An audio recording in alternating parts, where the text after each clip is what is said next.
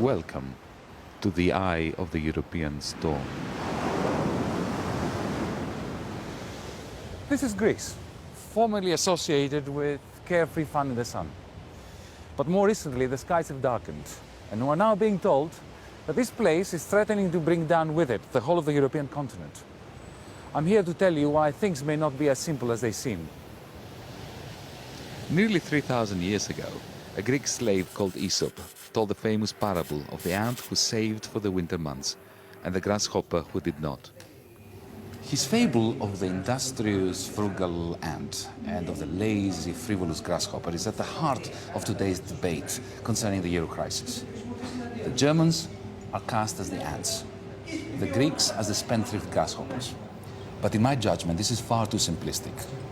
Grasshoppers in every Eurozone country and beyond cause this crisis. But now it's the ants in Germany and in Greece that are paying for it.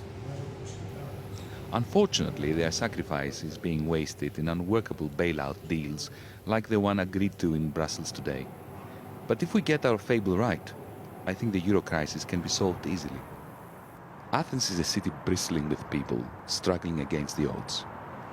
While riots and politicians make the headlines, Greeks are carrying on with their lives, trying to get by. Depression is in the air, on the streets, in the graffiti that covers the walls. But in typical Greek fashion, it's mixed with defiance. Shops are closing every day, and the ones that are hanging on have no customers. No one can afford anything. Τώρα δύσκολο. Πάρα πολύ δύσκολο, παρόλο που δουλεύουμε πάρα πολύ και περισσότερο, αλλά τα πράγματα ναι, δεν αγοράζουν όπως παλιά, γίνουν δύσκολα. Prices are high despite the recession, and it's not as if matters were better before the crisis. When the euro came in, the price of basic goods skyrocketed. Meanwhile, there was a massive reduction in interest rates and a fall in the price of luxury goods. This meant that the rich had a bonanza, but the poor struggled more than ever. Anthula has worked for years in my university department, cleaning the offices of colleagues who have been ministers, heads of banks, powerful people.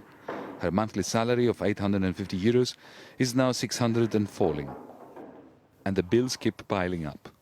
Her father has Alzheimer's and she has to pay for his care. Last year her mother died. Εκεί είχα τραγικό πρόβλημα. Τραγικό όμως πρόβλημα. Αφού συνονοήσε με το γραφείο κηδιών και πάλι βρήκα τρόπο με το κεφάλι κάτω, αλλά έπρεπε να το αντιμετωπίσω. Τι θα έκανα. Εργάζομαι στο πανεπιστήμιο με οικονομολόγους, με μεγάλα κεφάλια, ένα από αυτά είσαι και εσύ.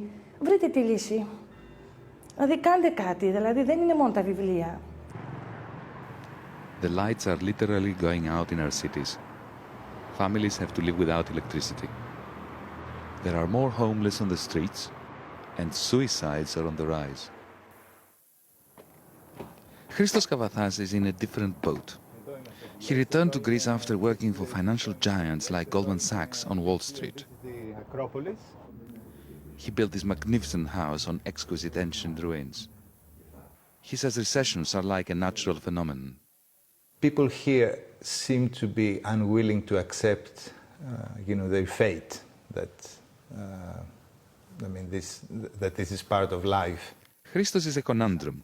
He says he believes the rich must pay more tax and feels sorry for the overburdened poor.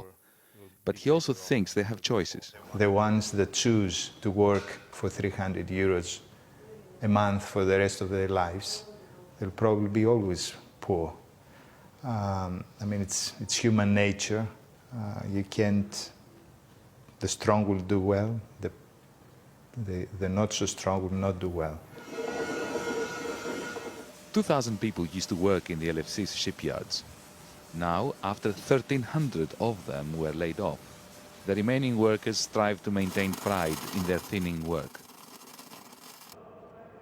Christos Kanagidis and Dimitris Zourmas have between them worked here for 61 years. I asked them how bad things had got. Πάρα πολύ χαλιά. Δεν πληρωνόμαστε όπως πληρωνόμαστε. Γιατί πληρωνόμαστε με έναντι. Εδώ και 6 μήνες. Εδώ και 6 μήνες δεν έχετε πληρωθεί. Εδώ και 6 μήνες Μας χρωστάει η εταιρεία. What do they think about being portrayed as Europe's grasshoppers? Λοιπόν, καταρχήν είναι προσβλητικό αυτό. Δεν ανεχόμαστε τέτοιου είδους χαρακτηρισμούς. Το ότι προσπαθούν να μας κάνουν τζιτζικές, αλλά εμείς έχουμε αρκετές αντοχές, θα επιβιώσουμε και θα τους αποδείξουμε ότι είμαστε τα μυρμήγκια. The Greek people are angry and they are disillusioned. They don't trust the media, they don't trust economists, and they certainly don't trust politicians. But above all else, they are sick and tired of being portrayed as Europe's villains. I came to Frankfurt, the financial capital of Europe's paymaster, Germany, where the prevailing mood is that Greece is to blame. Before the euro arrived, German reunification was paid for by squeezing German wages savagely. As wages fell, profits built up in these banks. Meanwhile, on the other side of the Atlantic, Wall Street was pumping out rivers of private money. When these merged with German profits, they flooded countries like Ireland, Spain, and of course Greece, in search of even more money. Thus, great big bubbles were formed, netting Europe's grasshoppers fortunes. When these burst in 2008, the banks were in deep, deep trouble. Ever since, the ants of Europe have been paying through the nose to keep propping them up. Germans with bailout loans, Greeks with 1,000 cuts. German people are also disillusioned.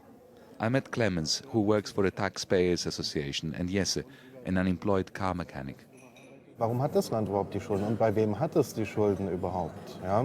Also wen helfen wir? Helfen wir den Leuten, den Menschen da unten, ja? Oder helfen wir den Banken? Ja? Was mich persönlich aufregt, ist, dass als Griechenland Mitglied wurde in diesem europäischen Währungseinheit. German banks are central to the euro crisis. So I spoke to one of their chief economists who wants Greece out. Yes, we have two countries in the Eurozone that are not able to keep members of the Eurozone. The Greeks and the Portuguese should go out of the Eurozone. What about countries like Spain, Italy, even France? If those countries are not able to fulfill and to deliver, it will be difficult to keep the Eurozone alive. It is clear, at least to me, that the catastrophic disintegration of the Eurozone is in progress. But is there an alternative? I think there is.